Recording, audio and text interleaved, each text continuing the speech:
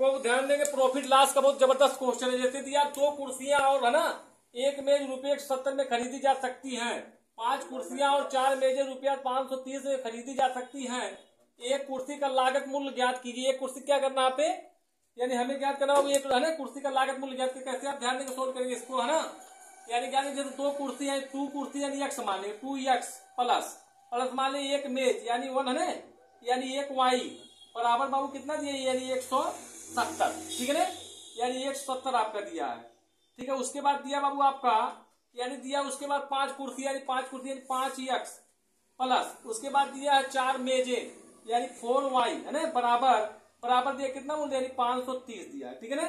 अब देखो 4y बराबर करेंगे यानी 4y क्या करेंगे हम यानी बराबर करेंगे 4y क्या करेंगे यहाँ बराबर करेंगे यहाँ है इससे पहलू आप बराबर कहते हैं 4 से क्या करेंगे उसमें गुणा कर लेंगे इसमें गुणा कर लेंगे आप 4 से गुणा करेंगे कितना आएगा इसको आएगा यहाँ 4 से गुणा करेंगे हम तो कितना आएगा यहाँ लिख लो 4 दूनी 8 यानी 8x प्लस है ना 4y बराबर 17 चौक के बाबू आपका 68 यानी 680। अब इसका क्या है सब इसका वैल्यू ऐसे रहेगा यानी 5x प्लस यानी 4y बराबर दिया 530 बराबर कितना दिया 530। बाबू ध्यान देंगे क्या करेंगे 4y से ना यानी 4y कैंसिल आपका, ठीक है। इसमें घटाएंगे 5x समझ से 8x समझ से 5x घटाएंगे कितना आएगा 3x और बराबर इसको भी घटा लेंगे यानी घटाएंगे यानी 0 0 यानी 8 में से 3 गया आपका 5 6 से 5 गए यानी एक लागत बराबर कितना है यानी कुर्सी पूछा एक कुर्सी की लागत कितना होगा यानी एक बराबर या x बराबर यानी 150/3 3 1 के 3 है ना 50 बाद में काटेंगे कट जाएगा यानी x बराबर कितना है यानी 50 यानी एक कुर्सी की लागत मूल्य कितना आएगा तो 50 है ना 50 रुपए का एक कुर्सी का लागत मूल्य करेक्ट आपका आंसर है। देखो ध्यान दे आयत का बहुत अच्छा क्वेश्चन जैसे दिया, ठीक है ना। एक आयताकार भूखंड की लंबाई इसकी चौड़ाई से 3 गुनी है। भूखंड का क्षेत्रफल 768 मीटर। भूखंड का परिमाप ज्ञात करें, ठीक है। आयत का क्या है ना भूखंड का कहे तो क्षेत्रफल वही होगा आयत का जो क्षेत्रफल लंबाई गुने चौड़ाई होगा, ठीक है ना। तो दिया भूखंड का भूखंड निकालो भूखंड का क्षेत्रफल होता बाबू क्षेत्रफल यानी लंबाई गुणे चौड़ाई, लंबाई गुणे क्या होता है आपका चौड़ाई, ठीक है ना। यानी आयत इस तरह बनता है, ठीक है। आयत की बाबू आमने सामने भुजा क्या होती है यानी आयत के आमने और सामने वाली भुजा समान होती है, ठीक है ना। जैसे ये लंबाई है तो यहाँ भी लंबाई होगी, यहाँ चौड़ाई, ठीक है। यहाँ चौड़ाई यानी लंबाई समान चौड़ाई समान होती है, ठीक है ना। तो हमें निकाला भूखंड का क्षेत्रफल या आयत का क्षेत्रफल, ठीक है ना। तो निकालो वो क्षेत्रफल कितना दिया आपका यानी क्षेत्रफल दिया वो 768 दिया है यानी 768, ठीक है ना।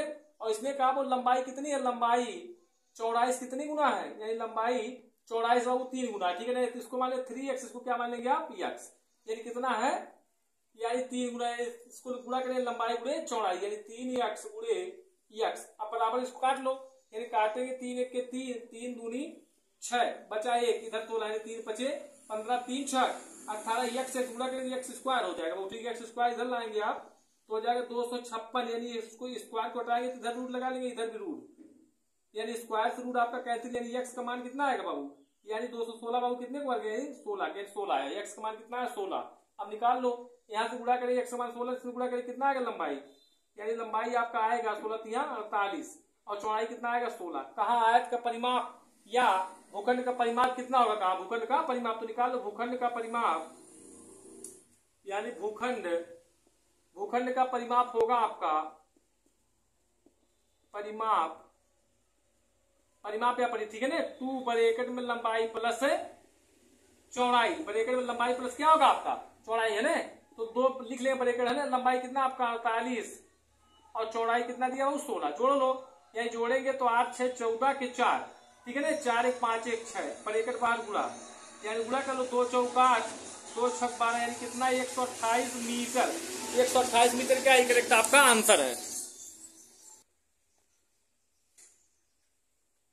देखो अब ध्यान देंगे रेलवे बहुत जबरदस्त क्वेश्चन है जैसे दिया, ठीक है ना। एक आदमी 5 घंटे में एक यात्रा पूरी करता हुआ है। यात्रा के पहले आधे भाग में 21 किलोमीटर प्रति घंटा गति से और दूसरे आधे भाग में 24 किलोमीटर प्रति घंटा गति से है ना यात्रा करता है। यात्रा की कुल दूरी ज्ञात कीजिए। तो कुल दूरी कैसे निकाले इसके लिए फार्मूला जैसे कुल दूरी है दिया, ठीक है ना। दूरी बराबर निकाल लेंगे दूरी बराबर यानी 2x y और h बटा x प्लस y, ठीक है। h मतलब घंटा, ठीक है ना।